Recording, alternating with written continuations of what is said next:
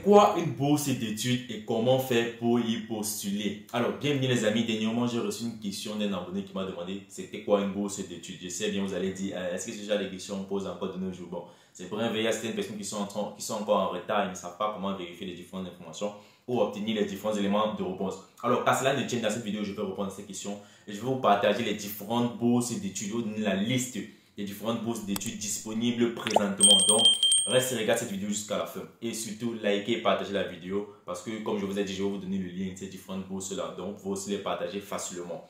Alors, déjà, c'est quoi une bourse d'études? Une bourse d'études, c'est une aide apportée à une personne, en fait, qui souhaite poursuivre ses études, mais qui n'a pas assez de moyens. Donc, une personne qui souhaite continuer ses études, ça peut être continuer ses études sur le plan national ou peut-être à l'étranger, mais qui n'a pas assez de moyens. Alors, en parlant du plan national et du plan international, ça, ce sont les deux grandes catégories de bourses d'études qui existent. Il y a des bourses d'études sur le plan national, il y a des bourses d'études internationales. Quand on dit bourses d'études sur le plan national, ça veut dire quoi? C'est rien que les étudiants d'une nation qui peuvent postuler à cette bourse-là. Donc, par exemple, on va prendre un exemple simple. Il y a une bourse d'études en France, mais c'est uniquement les Français qui peuvent postuler à cette bourse. Ça, c'est une bourse d'études nationale. Alors maintenant, une bourse d'études internationale. On va prendre un exemple de bourse d'études. On va prendre la bourse d'études de la Turquie. Présentement, il y a des bourses d'études ouvertes en Turquie. Tous les différents étudiants de toutes les nationalités peuvent postuler à cette bourse. Ça, c'est une bourse d'études internationale. Donc, voilà les deux grandes catégories de bourses d'études.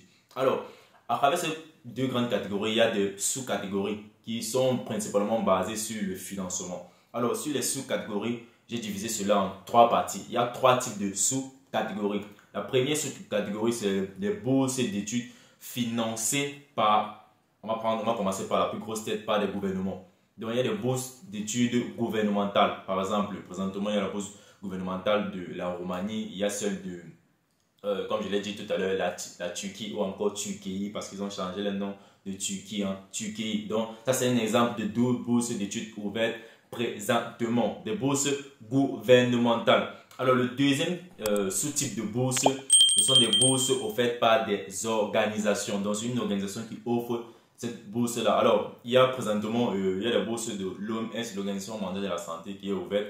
Il y a la bourse de l'organisation Ashinaga. Ça, ce sont des différentes bourses pour des orphelins. Donc, si par exemple, tu as perdu un de tes parents ou peut-être tes deux parents et que tu peux justifier cela en prouvant par un document, tu es éligible à cette bourse Ashinaga. Donc, ça, c'est une deuxième sous-type de bourse qui est des bourses d'une organisation. Alors, le troisième type de bourse, et là, qui est la dernière, sont les bourses universitaires. Quand on parle de bourses universitaires, ce sont des bourses offertes par des universités. Alors, parlant de bourses universitaires, il y a les bourses d'Oxford, il y a la bourse de l'université de... j'ai oublié le nom. 2000 years later. J'ai oublié le nom.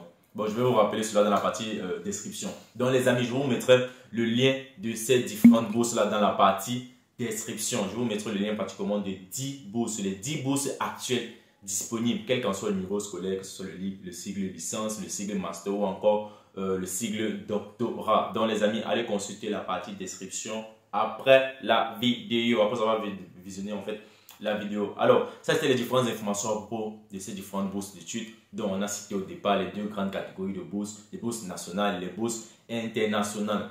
Et on a parlé des trois sous-types de bourses, des bourses financées par des gouvernements, des bourses financées par des organisations et des bourses universitaires. Alors, quels sont maintenant les différents critères d'éligibilité pour ces différentes bourses-là? Alors, ce que vous devez déjà savoir, c'est quoi? C'est que chaque bourse a ses critères en fait, en fonction peut-être de l'organisation, de l'université ou du gouvernement. Chaque bourse a ses critères, mais je vais parler ici de façon générale. Qu'est-ce que tu dois avoir? Quels sont les différents éléments que tu dois avoir pour être éligible sur la majorité de ces différentes bourses-là qui sont disponibles présentement? Alors, je vais te lister pratiquement trois choses, trois documents ou peut-être trois instruments qui vont t'aider à augmenter en fait ton éligibilité sur ces différentes bourses disponibles présentement. Alors, le premier élément que tu dois avoir, qui doit augmenter en fait tes chances d'être éligible sur différentes bourses, c'est un certificat en langue anglaise. Alors, moi qui vous parle présentement, j'ai fait beaucoup de vidéos à propos de bourses d'études. J'ai fait pratiquement plus de 50 vidéos sur cette chaîne-ci à propos de bourses d'études. Donc, allez regarder les amis, il y a tellement de vidéos de bourses d'études.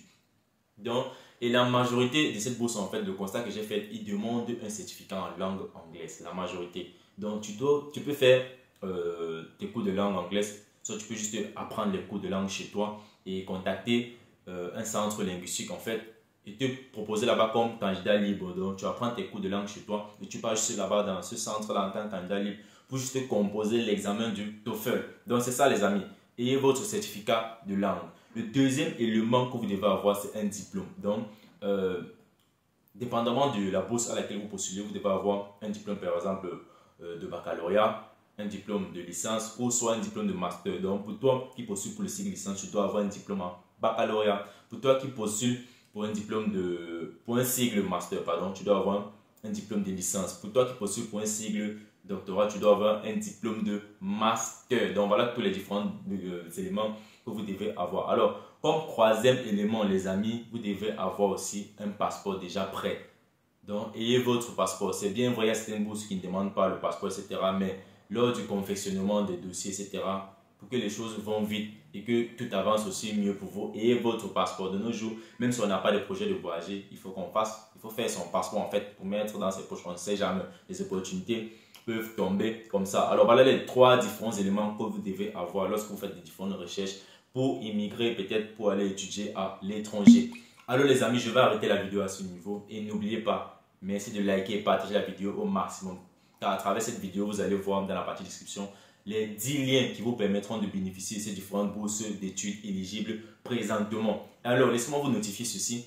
De la période de décembre en février, ça c'est la période où il y a le plus de bourses d'études. Donc depuis décembre jusqu'en février, beaucoup de bourses d'études sont éligibles. Et les 7 bourses d'études vont fermer à partir de février. Donc les amis, ça c'est le moment présentement. Ça c'est la période en fait de postuler ces différentes bourses d'études. Juste likez et partagez cette vidéo comme d'autres personnes pourront bénéficier et aussi partager. Ainsi de suite. Alors les amis, merci d'avoir regardé cette vidéo jusqu'à la fin. Moi ça fera pour la peut-être la chaîne Étudiantship du Nord. Profitez de la page pour Étudiantship du Nord. Si tu as aimé cette vidéo, n'hésite pas à la liker et la partager au maximum. Sur ce les amis, on se dit bon début d'année 2023 et peace out. Don't leave me hanging on the dial tone. Think